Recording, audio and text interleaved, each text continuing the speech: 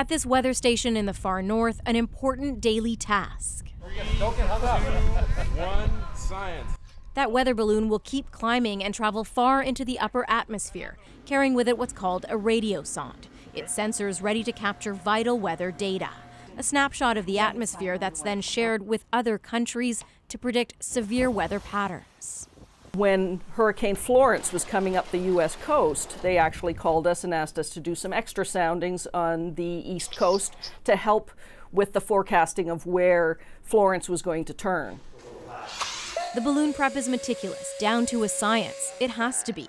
It's done at more than 30 sites across Canada, twice a day, all year round. But the problem is the radiosondes are plastic and their circuit boards battery powered. After their work is done, they can land anywhere and just sit there. More than 22,000 dumps of e-waste a year, and Environment Canada doesn't try to retrieve them.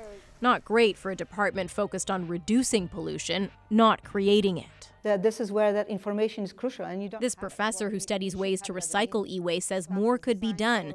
Other countries like France and the United States try to recover their weather devices. Maybe even if you can retrieve like half of it, will be a success, as opposed to do nothing.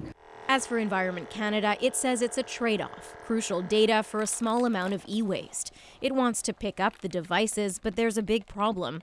Canada is huge. And it's just very costly. We would be renting helicopters or, taking snowmobiles out in the middle of nowhere.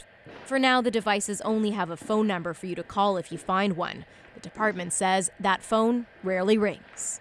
Salima Shivji, CBC News, Ottawa.